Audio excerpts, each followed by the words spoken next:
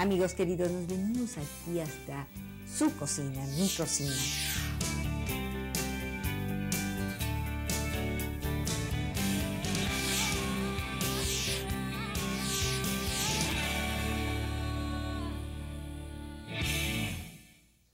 Bienvenidas, bienvenidos al Sabor del Saber. ¿Qué creen? Estamos de nueva cuenta con uno de los más destacados intelectuales con los que cuenta México, Juan María Alponte. Y además nos dará sus sabias opiniones sobre diversos e interesantes temas. Y como es ya esta deliciosa costumbre, también escucharemos los lúcidos comentarios de Alejandro Ordorica, que hoy abordará Homero entrevista al mundo, el libro más reciente de nuestro invitado. Como ven, es un menú muy atractivo, ¿no les parece? Bueno, pues empecemos, que la mesa ya está servida.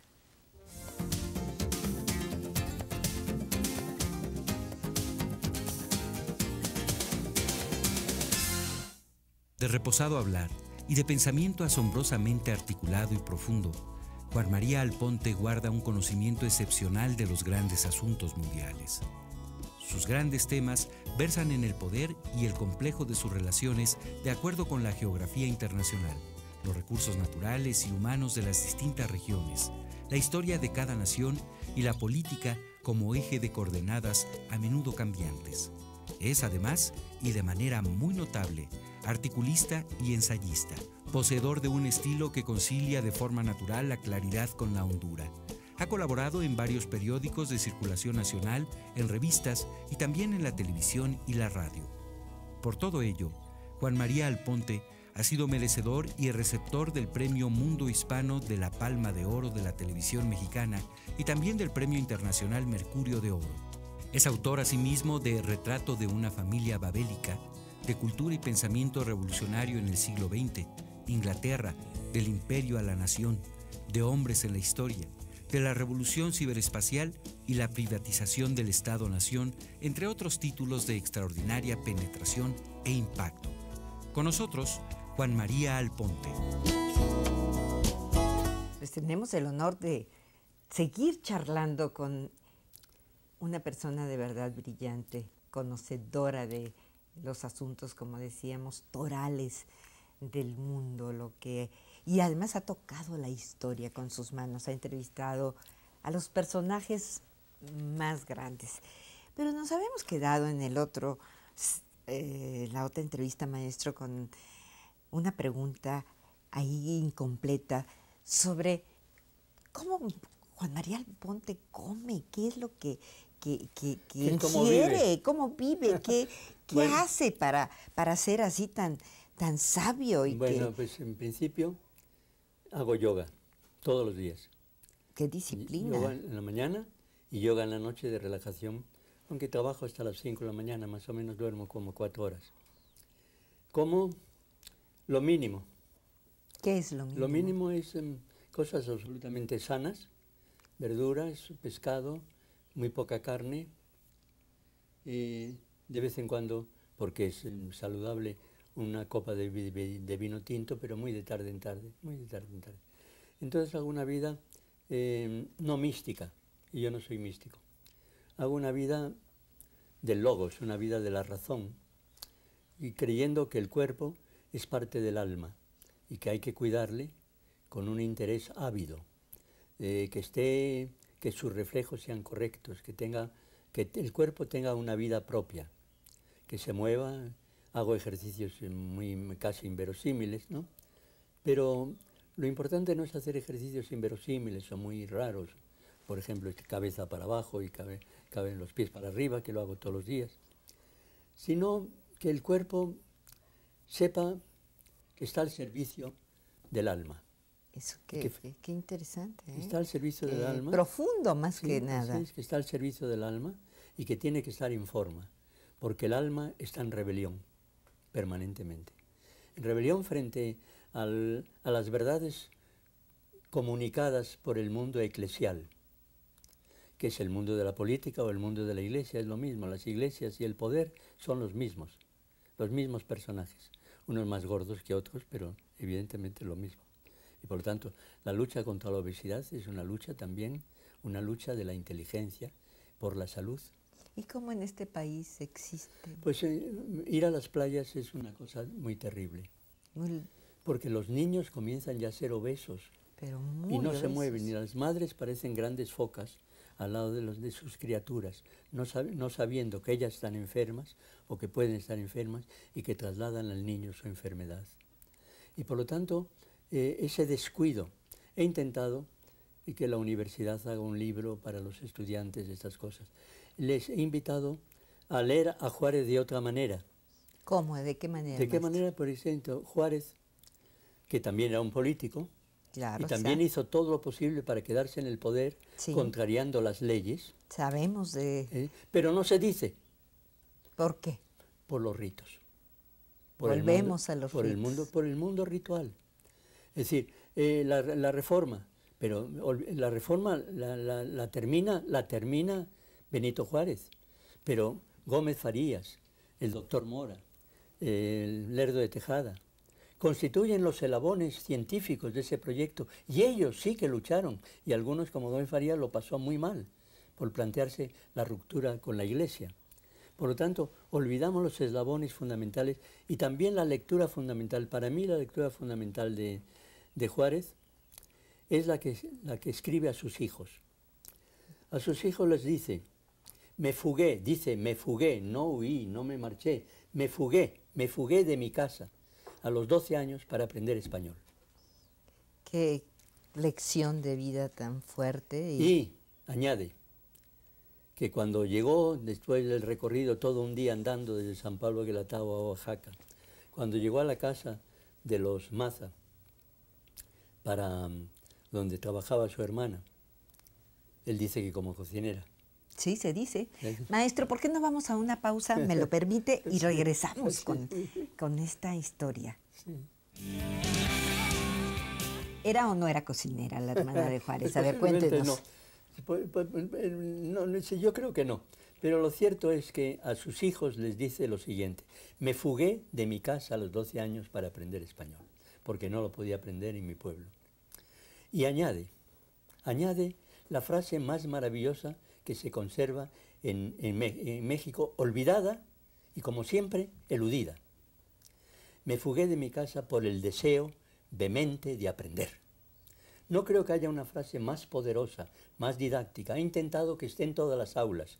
El deseo vehemente de aprender. Nunca lo he conseguido. ¿Por qué, maestro? Porque no hay deseo vehemente de aprender. Hay deseo vehemente de repetir. Y es lo único que nos puede salvar.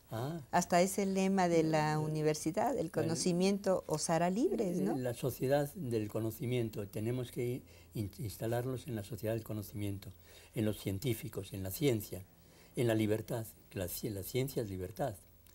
Y en consecuencia, al huir de las cosas fundamentales y detenernos en el mundo retórico, en la retórica, que permite que la clase dominante, que representan 20 familias en México, además se representa la patria y sean los que llevan la bandera. Qué cosas, ¿verdad? Cosas ciertas, indudables.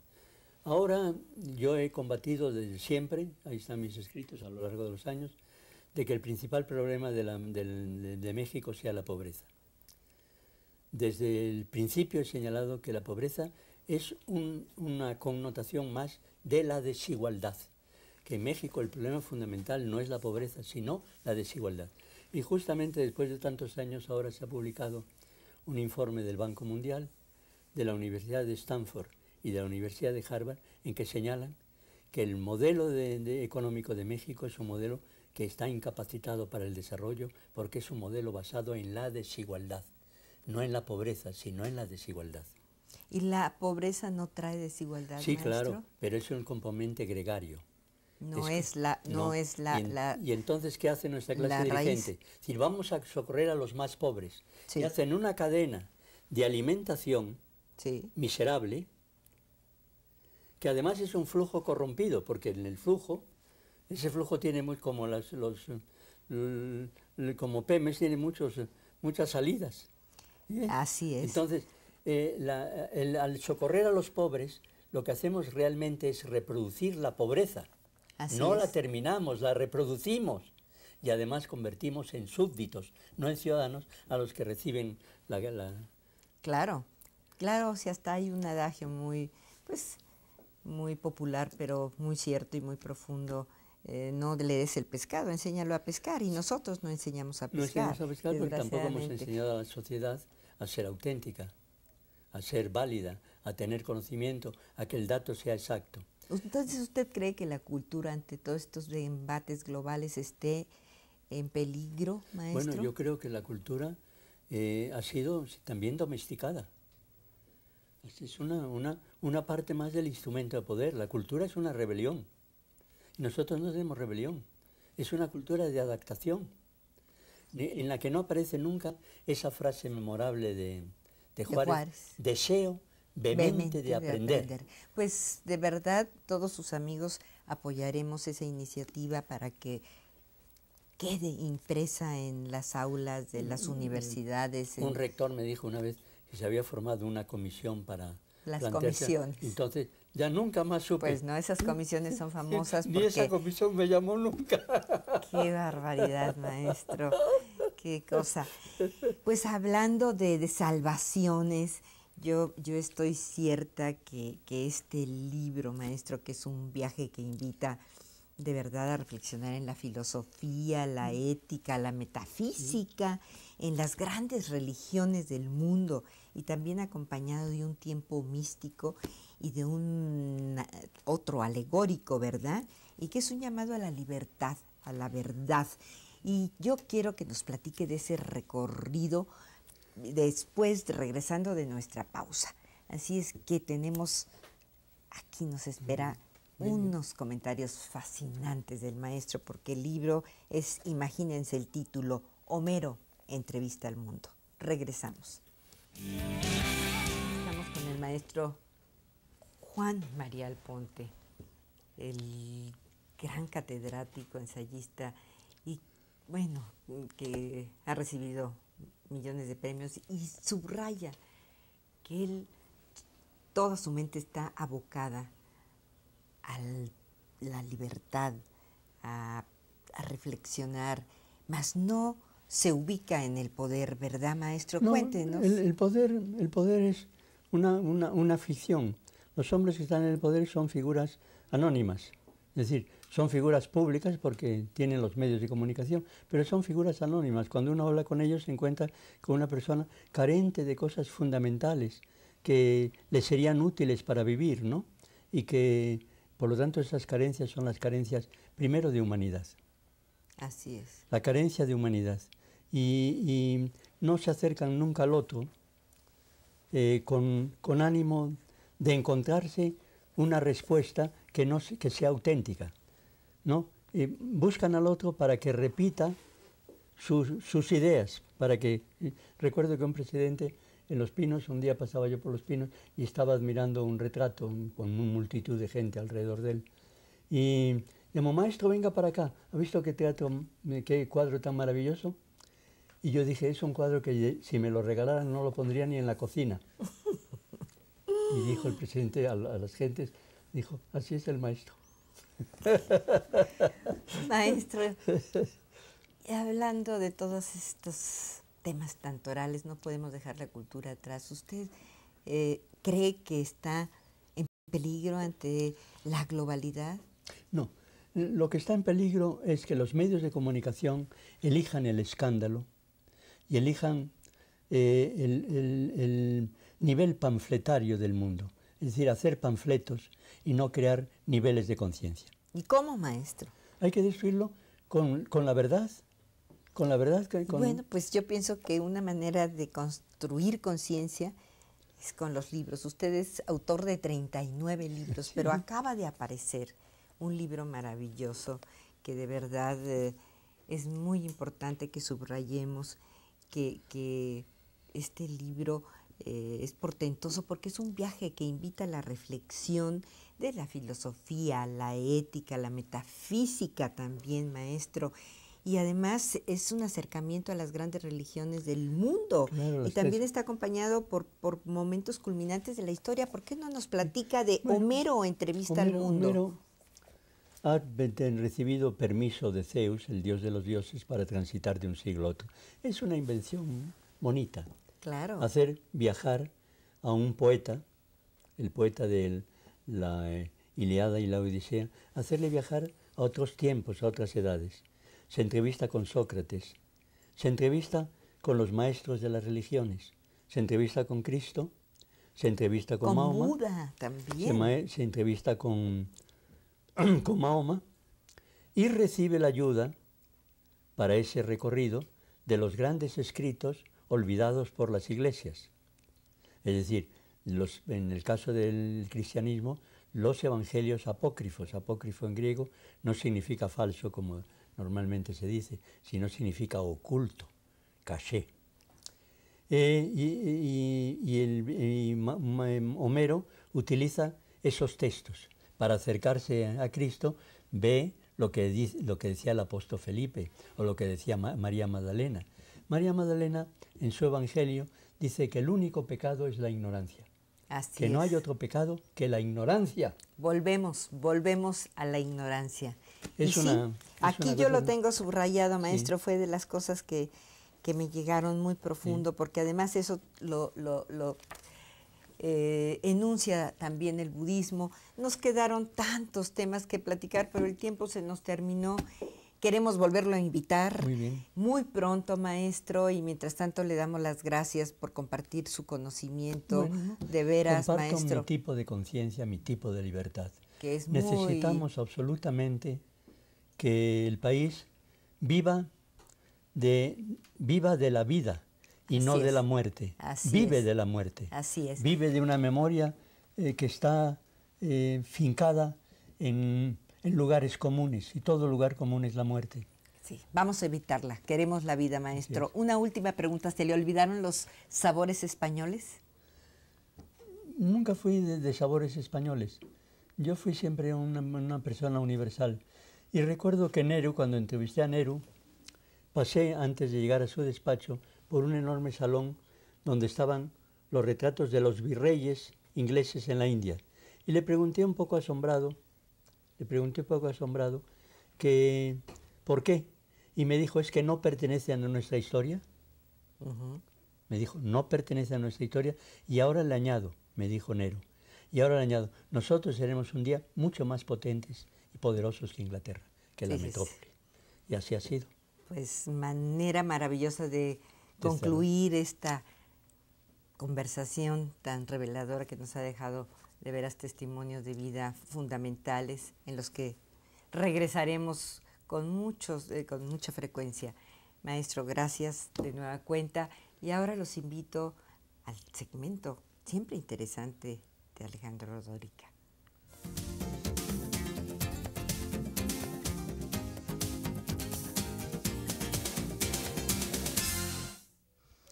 Esta charla nos invita a adentrarnos más a ese mundo prodigioso de la filosofía y la ética. Me refiero a ese libro magnífico, Homero, Entrevista al Mundo, del maestro Juan María Alponte.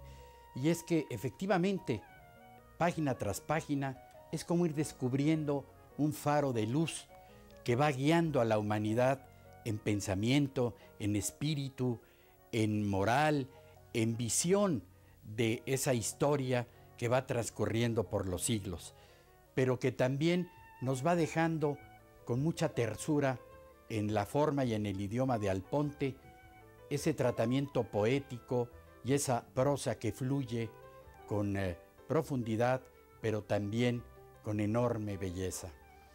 Y bueno, tan solo mencionar que por poderes que en el libro se van descubriendo, es este gran poeta griego, Homero, que puede hablar con seres del pasado, del presente, del futuro, más allá del tiempo, más allá de su biografía y de su época.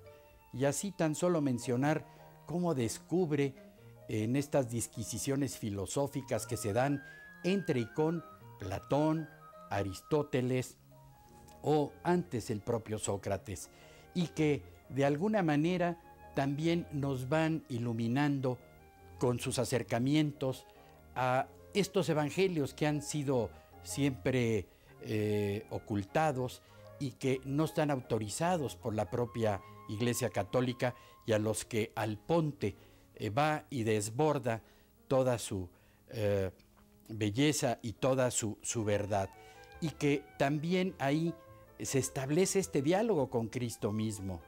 Pero también igual se habla de la Odisea de las Cruzadas, donde va caminando la fe con espada y sangre, y lo que representa también en su momento y sus consecuencias históricas.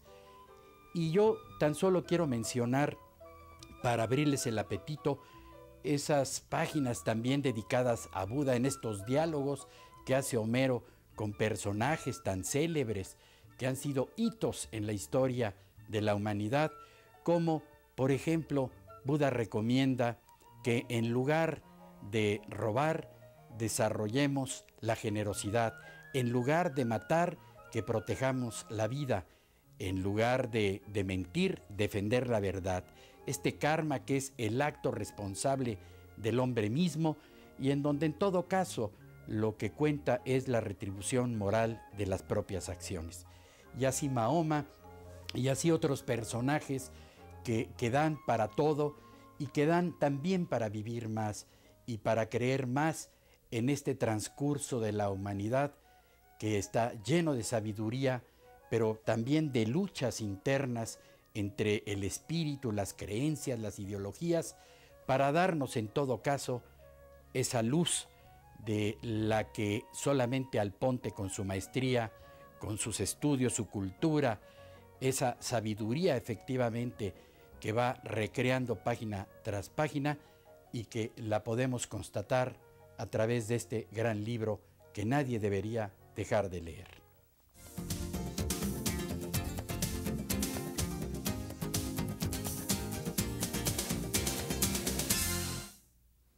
Amigas, amigos, fue todo un privilegio haber conversado con un hombre tan inteligente que ha luchado para y con la verdad y la libertad, Juan María Alponte. Y también celebramos haber escuchado esos lúcidos comentarios de Alejandro Ordórica. Y bueno, ya saben que aquí los esperamos la semana entrante con el corazón siempre contento. Y mientras tanto, visiten mi página de internet. Y me despido con una frase que dice así: si la música es el verbo del porvenir, como decía Víctor Hugo, yo agregaría que se puede también conjugar en la mesa. Que la luz los acompañe.